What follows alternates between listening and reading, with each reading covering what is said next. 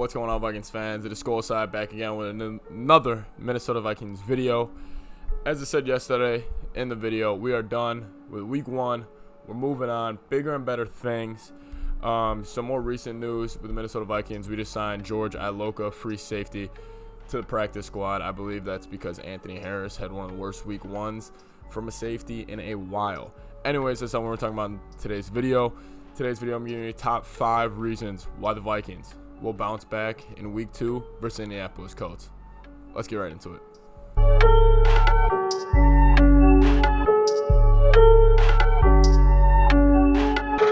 Okay, so the number one reason, I'm just gonna title this reason the Zimmer Effect.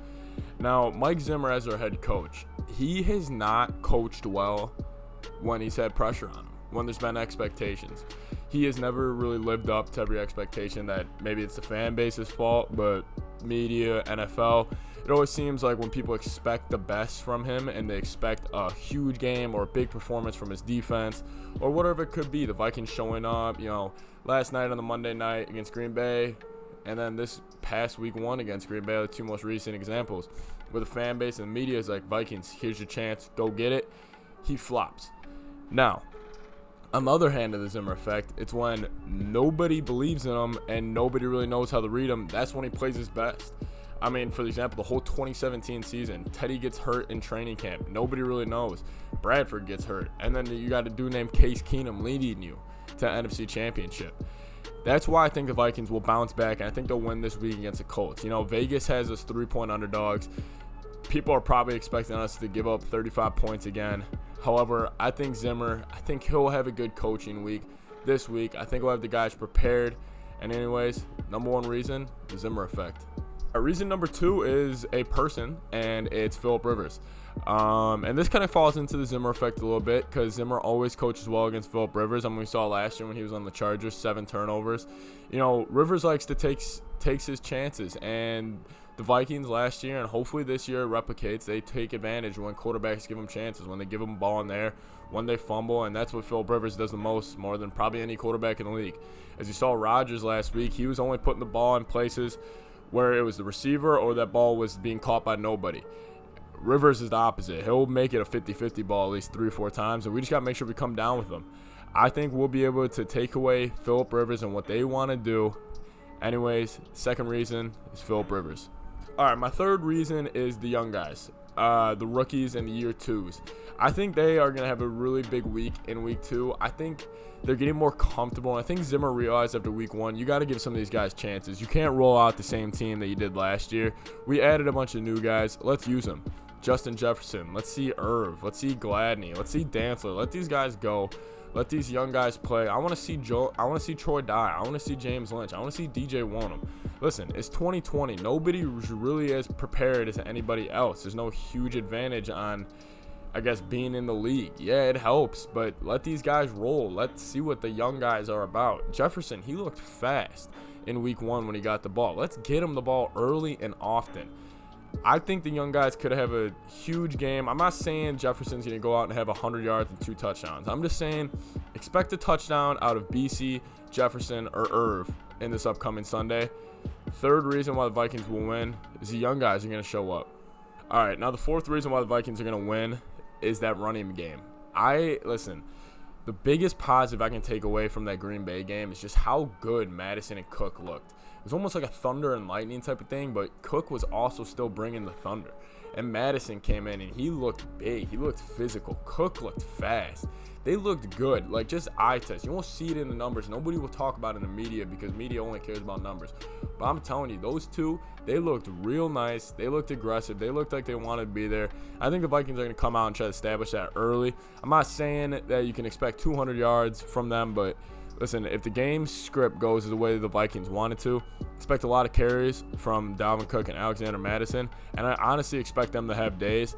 I really want to see them work that screen game again.